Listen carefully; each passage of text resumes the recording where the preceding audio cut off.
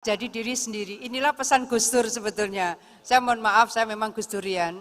Kata Gus Dur, be yourself and do the best. Be yourself and do the best.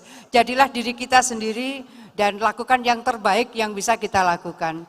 Iya, Mbak Zita, makasih. Bu, bener gak Bu sebagai orang yang dekat sama Gus Dur, bener gak sih itu Bu? Gus Dur tuh meramalkan Pak Prabowo jadi presiden di masa tua, Pak Prabowo itu orang yang ikhlas, itu propaganda politik atau bener sih Bu? Rasanya benar. Jadi saya termasuk yang setiap subuh pada saat beliau presiden, inner circle Gus Dur kan tidak banyak. Saya yang relatif selalu sholat subuh di istana, yang mengikuti jalan subuhnya Gus Dur itu saya. Begitu juga setelah beliau selesai dari tugas kepresidenan, saya termasuk yang relatif paling rutin menemani beliau. Saya termasuk yang, mohon maaf, jadi dulu waktu Gus Dur jadi presiden, yang diminta menelpon calon-calon menteri, mungkin hampir separuh calon menteri yang diminta menelpon itu saya. Artinya saya relatif dipercaya oleh Gus Dur. Jadi kalau ada tamu berapa banyak, bawa rombongan, usul menteri ABCDE, yang nyatet saya. Setelah itu tamu lagi yang nyatet saya. Malam sudah selesai tamu, saya kemudian mendiskusikan dengan Gus Dur dari catatan saya. Besok lagi ada tamu lagi yang mencalonkan ABCDE, saya yang menemani. Bukan apa-apa, sederhana, karena yang bisa ngetik saya. Saya dari dulu pinter ngetik. Jadi kalau ada pertemuan para tokoh-tokoh nasional, ada Pak Amin Rais, ada Bu Mega, ada Pak Akbar Tanjung, ya, kemudian Gus Dur, di luar mereka hanya saya yang masuk. Kenapa? Ya karena saya bisa ngetik.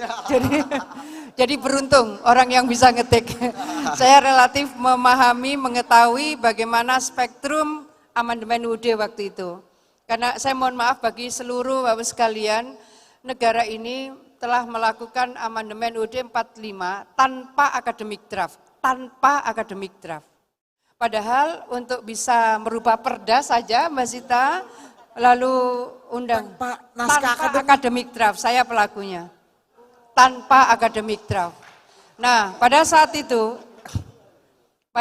itu kemudian tokoh-tokoh nasional ini kan mendiskusikan, karena kemudian dilihat kalau di Amerika mau melakukan amendment itu misalnya satu ayat, bukan satu pasal, itu harus public debate sampai 2 tahun. Public debate, ini enggak ada public debate-nya. Berikutnya kalau di Australia mau melakukan amendment satu ayat, bukan satu ayat, itu harus referendum. Kalau satu state tidak setuju enggak jadi. Dan ini kemarin di rolling sedemikian rupa, sampailah kemudian sangat sedikit orang yang masuk di PAS 1. Saya masuk kategori di situ, orang santri bilang saya kategori as-sabiqunal awwalun. Kelompok pertama yang ikut proses pembahasan. Betapa kemudian yang satu ini ingin proses parliamentary, satu ingin presidensial, dan seterusnya diskusi. Akhirnya saya menyampaikan, mungkin di Suara TV Kabel masih ada dokumen itu, saya yang menyampaikan. Karena saya sudah DPR kan, berarti saya, jadi kalau sebuah RUU harus akademik draft, ini sama sekali enggak ada. Enggak ada legal draftingnya, maka saya bilang begini, di ruangan ini, yang membahas amandemen pertama ya ini, tidak ada pakar hukum tata negara, tidak ada. Ada Prof. Sahitape itu pakar hukum pidana.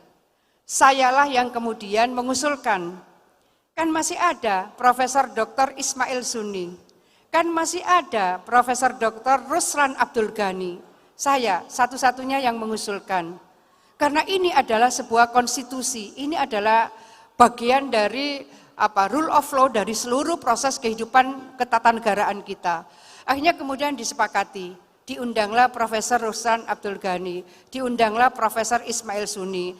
Baru kemudian ada semacam komisi konstitusi yang melakukan pendampingan dari tim amandemen UUD.